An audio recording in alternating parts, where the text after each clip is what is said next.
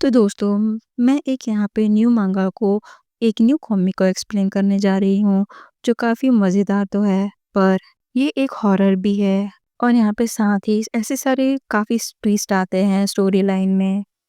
तो चलिए शुरू करते हैं। कोई बोल रहा होता है बैकग्राउंड में कि क्या उसकी हेटनेस, एंगर और उसका बिट्रेयल क्या उसके पास्ट लाइफ से है। तभी हम एक लेडी का नाम देखते हैं और उसका नाम होता है मोखन और वो बोलती है अपने हस्बैंड को कि बेबी क्या तुम आज घर आने वाले हो? तुम आखिर घर कब आओगे? और एक बाथटब में थी और उसका हस्बैंड बोलता है डियर मैं दरवाजे के सामने ही हूँ, पर मैं अपनी चाबी लाना भूल गया। और हम देखते हैं कि उस टब से निकलती है और कहती है कि ठीक है, मैं आ रही हूँ दरवाज़ा खोलने के लिए। और वो जाती है दरवाजे के पास और दरवाज़ा खोलने के लिए वो हाथ बढ़ाती है और वो थोड़ा-सा रुक जाती है। तभी वो देखती है दरवाज़े के होल से कि वहाँ पे कौन है और फिर वो बोलती है, "तुम हो कौन?" और वो कहती है कि वैसे तो ये उसी की तरह साउंड कर रहा है, मतलब इसके हस्बैंड की तरह साउंड कर रहा है। और फिर उसको टेक्स्ट आता है कि मैं हूँ, दरवाज़ा खोलो। और फिर दरवाज़ा खोलती है और हमें देखते हैं कि वहाँ पे लिफ्ट के आस-पास काफ़ी सन्नाटा था और वो कहती है कि वेल ये तो उसकी ही तरह साउंड कर रहा है। और फिर वो कहती है वियर्ड, ऐसे वो बोल के अंदर चली जाती है और वो कहती है कि आखिर वो मेरा कॉल क्यों नहीं पिकअप कर रहा है, वो कॉल क्यों नहीं पिकअप कर रहा है। और फिर देखते हैं कि उसके पीछे कोई तो भी बेल्ट लेके एक आदमी आ जाता है और उसका गला दबाने की कोशिश करता है और वो अपने बंद होते आंखों से देखती है कोई आदमी को उसके दरवाजे पे और हमें दिखाया जाता है कि वो नहीं रही। हम देखते हैं कि उसका आखिर मर्डर हो चुका है और वो आदमी बोलता है कि तुम्हें कोई नहीं बचा सकता और क्या पता है तुम्हें क्यों? क्योंकि तुम्हें मारने वाला आखिर तुम्हारा हस्बैंड ही है। और हमें उसको साँस रोकते हुए दिखाया जाता है और वो कहता है किलर कि तुम मेरे पीछे मत आ जाना जब तुम भूत बन जाओगी। और तभी वो ही उसको कॉल आता है और उसको इंसान बोल रहा रहता है कॉल पे कि क्या तुमने सेटल डाउन कर लिया है? वो बोलता है कि उसकी लास्ट ब्रेथ ही बची है, मैं उसे डील कर सकता हूँ एनी टाइम। और फिर हम देखते हैं कि उसका वो गला दबा रहा होता है और वो किलर कहता है उसके हस्बैंड को कि तुम्हें क्या पता है कि तुम्हारी वाइफ कितनी ज़्यादा सुंदर है? वो बोलता है कि मैं जानना चाहता हूँ कि आखिर इसे क्यों मरना पड़ा? और वो बोलता है उसका हस्बैंड कि फालतू की बकवास मत करो, तुम्हें ये सब जानने की कोई ज़रूरत नहीं है। वो कहता है कि उसे जल्दी से छुटकारा पाओ और मैं तुम्हारे रिप्लाई का इंतज़ार कर रहा हूँ। हम देखते हैं कि वो किलर उसके गले पे उसको काफ़ी चोक करके रखा होता है और बोलता है कि ठीक है मैं जल्दी से कर दूँगा। और हम देखते हैं कि उसकी साँस वहाँ पे ख़त्म हो जाती है, वो लड़की की। और वो किलर बोल रहा रहता है उसकी बॉडी को देखते हुए कि मैंने तुमको यकीन दिला दिया कि तुमको मारने वाला तुम्हारा हस्बैंड है, तुम कितनी अनलकी थी। और हमको उस किलर का हाथ दिखाया जाता है, फिंगर जिसमें जस्टिस लिखा हुआ है। फिर वो बोलता है कि पर मैंने तुमको मार दिया है। पर हमें दिखाया जाता है कि वो उसके साथ गलत किया, उसने उसके साथ कुछ गलत कामें किया।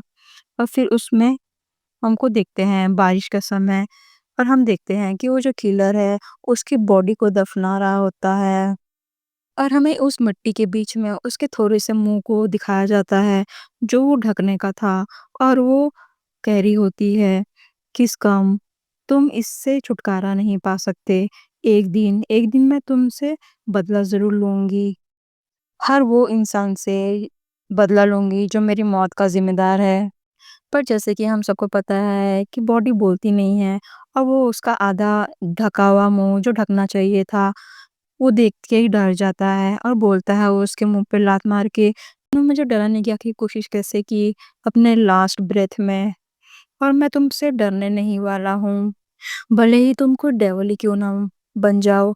और तुम देखते हैं वो शवल से उसके मुँह पे स्टैब कर देता है और वहाँ से ब्लड आ रहा होता है और वो जो किलर होता है, वो अपना हथियार लेके चले जाता है वहाँ से।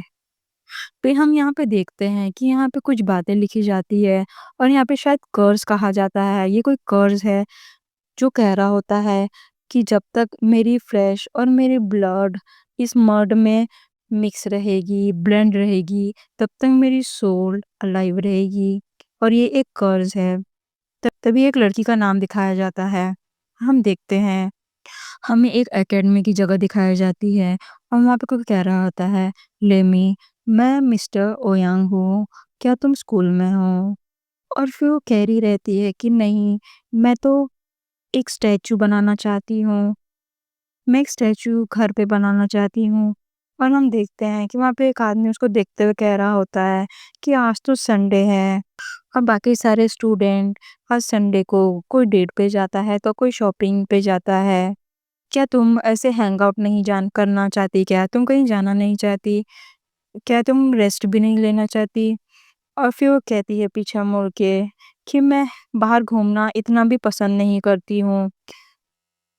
और ये सब बात कॉल पे हो रही थी और ये पर्सन बोलता है कि मुझे एक म्यूज़ियम से इनवाइट आया है। मुझे वहाँ पे डिनर के लिए बुलाया गया है आज, क्या तुम मेरे साथ जाओगी?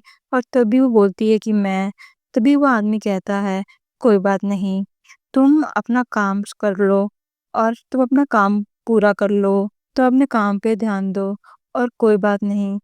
वो कहता है कि घर जाना मत भूलना और कल स्कूल भी आना है तुम्हें मॉर्निंग को। और ऐसा कहता है वो, अपने क्लासेस कंटिन्यू करना है तुम्हें। और वो कहती है कॉल पे, ठीक है मिस्टर ओएंग। ये उसका टीचर होता है। ये सब बातें वो अपने कॉल पे कह रहा होता है अपने घर पे बैठ के और ये यहाँ पे आर्ट रूम में होती है। हमें दिखाया जाता है कि वो कहती है कि मेरे यहाँ पे मेरा क्ले खत्म हो चुका है मूर्ति बनाने वाला। लगता है मुझे जाके बाहर से लेके आना पड़ेगा। और कहती है कि मुझे अपने इस स्टैच्यू को फिनिश करना है। मुझे अपने डिफ़िकल्टी से ओवरकम करना है। और हम देखते हैं कि वो जो किलर है वो अभी भी वहीं पे था पर वो कोई और जगह पे था। उसी प्लेस पे किसी और जगह पे था और उसको कोई कह रहा रहता है कि तुमको बहुत ही नीटली जॉब करना था, मैं एक्सपोज़ नहीं हो सकता। और वो जो किलर है वो कहता है कि मैंने उसकी बॉडी को दफ़ना दिया है वाइल्ड में। और यहाँ पे कोई चिंता करने की ज़रूरत नहीं है, ये चीज़ तुम्हारे और मेरे बीच ही है। और वो कहता है कि मेरे कार्ड नंबर तुमको देता हूँ और तुम मेरे कार्ड नंबर मेरे अकाउंट में पैसे सेंड कर दो। और वो कहता है, तभी उसको कोई तो भी आवाज़ आती है और वो बोलता है कि रुको, मैं तुमसे बाद में बात करता हूँ। और हम देखते हैं किसी का गाड़ी इस मोड़ में आके रुकता है और वो कोई और नहीं, वो जो लड़की होती है जो स्कल्पचर बना रही थी और वहाँ पे रुकती है और बोलती है कि एक इलेक्ट्रिक स्कूटर को राइड करना इतना भी ईज़ी नहीं है इस मड और रेन में। हमको बताया जाता है कि ये वही प्लेस है जहाँ पे वो हमेशा आती रहती है मड लेने के लिए, मिट्टी लेने के लिए। वो कहती है कि मैं आखिर कहाँ से मिट्टी लूँ? मुझे कहाँ से मिट्टी लेना चाहिए? और फिर उसको दिखता है कोई तो भी चमकती चीज़ और फिर वहाँ पे वो जाती है जहाँ पे उस लेडी का ब्लड उस मड में मिक्स हो चुका रहता है। वो कहती है कि यहाँ पे जो मिट्टी है, वहाँ की मिट्टी इतनी हल्की पिंक कलर की क्यों है? हल्की पिंक और रेडिश में दिख रही होती है। और मन ही मन कहती है कि पर ये जो रेड मड है ये काफ़ी प्रिटी लग रहा है। मैं यहाँ से ले लेती हूँ मड। और ये मड काफ़ी सॉफ्ट एंड लूज़ भी है और तभी वो वहाँ से मड लेने लगती है बकेट में। तभी हम पीछे से देखते हैं जो वो किलर देख रहा होता है और वो अपने बेल्ट को तैयार कर रहा होता है ताकि वो लड़की को मार सके क्योंकि ये लड़की क्राइम सीन में थी।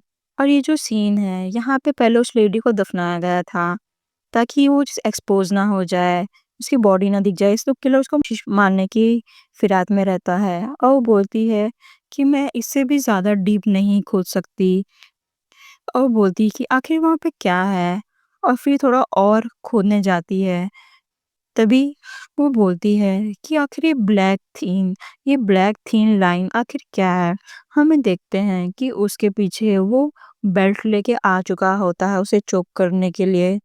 और बोलती है कि पहले मुझे ये मड को खोदना होगा और हमें दिखाया जाता है वो जो किलर होता है वो उसके गले पे बेल्ट रख देता है और उसका गला चोक होने ही लगता है पर वो अपना शवल पकड़ती है जैसे तैसे और उसके सर पे मार के भागने लगती है।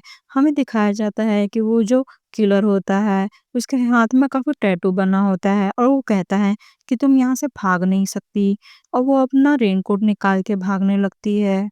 पर वो भागते-भागते गिर जाती है क्योंकि उसका पैर स्लिप हो जाता है।